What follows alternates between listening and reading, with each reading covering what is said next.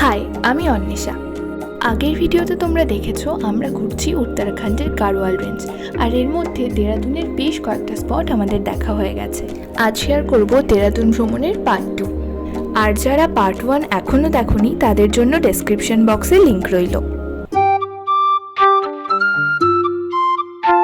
গুচ্ছপানি দেখার পর এবারে যাচ্ছি পরবর্তী ডেস্টিনেশন সহস্রধারা।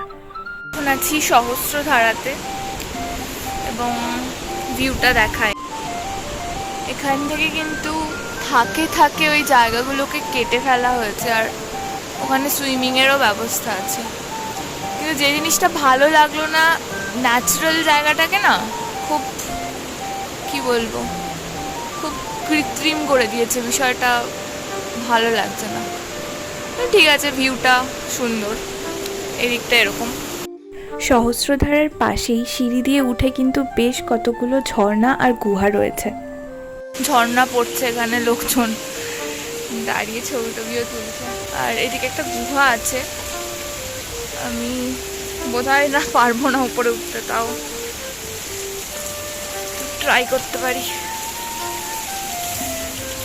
এদিকে রেলিং মতো করা, আর ভেতরে কিন্তু যাওয়ার জায়গা আছে, কিন্তু ডেফিনেটলি আমি যাব না, কারণ একে তো আমার শরীরটা ঠিক নেই, আর তার উপর যাওয়াটা ঠিকও হবে না এভাবে কারো সাহায্য ছাড়া।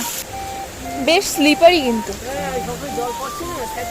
খুব স্লিপারি। আর এখানে সবে কালার করেছে, আমাদেরকে প্রথমেই বলছিল যে আসবেন না, তারপরে দেখছি যে সবাই আসছে, তারপর আমাদেরকেও ছেড়ে দিয়েছে। সিঁড়িটা কালার করেছে, সব রং ধুয়ে যাচ্ছে একদম। তো আমার পেছনে যে পাহাড়টা দেখা যাচ্ছে, এইখানে রোপওয়ে করে একটা মন্দিরে ওঠা যায়। তো বাকিরা গেছে, আমি যাইনি, এই ব্রিজে দাঁড়িয়ে আছি আর ভাবলাম কথা বলি তোমাদের সাথে একটু। এরপর সম্ভবত আমরা ভাট্টা ফলসের দিকে যাব।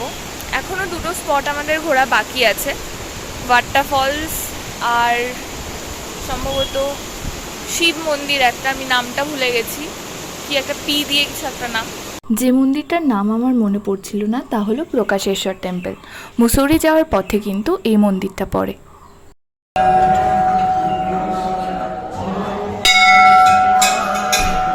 সিস্টেমটা ভালো যে কোনো টাকা পয়সা নেয় না, দিতে বারণও করে, বোর্ডেও লেখা রয়েছে, কিন্তু সবাইকে প্রসাদ দেয়। চলে এসেছি ভাট্টা ফলস। ভাট্টা ফলসে এলাম, এখান থেকে রোপওয়ে করে নিচে যাব। টিকিট কাটা হচ্ছে, টিকিটের প্রাইস অ্যাপ্রক্স 250 টাকা করে। আমার পেছনে দেখতে পাচ্ছ ওটা টিকিট কাউন্টার, ওখানে কাটা হচ্ছে। আর এদিকে রোপওয়েগুলো রয়েছে। রোপওয়ে করে নিচে যেতে আমাদের সময় লেগেছিল প্রায় 3 মিনিট মতো, আর রোপওয়ের ওপর থেকে এই ভিউটা কিন্তু একেবারে ব্রেথ টেকিং। নিচটাতে পার্ক মতো করে রাখা রয়েছে, আর রয়েছে ক্যাফে, আর সঙ্গে রয়েছে আরেকটা আর্টিফিশিয়াল ওয়াটারফল, কিন্তু সামনে এগিয়ে রয়েছে অ্যাকচুয়াল ভাট্টা ফলস। কিছু ক্যাফেও রয়েছে, পেছনে দেখলাম ট্রাভেলার্স ক্যাফে রয়েছে, তো খাওয়া দাওয়ার প্রবলেম হওয়ার কথা নয়। আর সামনে বোধহয় ফলসটা রয়েছে, যাচ্ছি এখন, দেখাবো। আবহাওয়াটা খুব ভালো।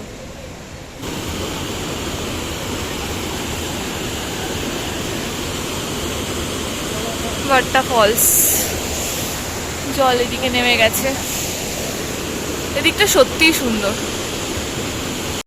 ধাপে ধাপে জল নিচে নেমে গেছে, আর এখানে ওপরেও অনেকগুলো ক্যাফেটেরিয়া রয়েছে।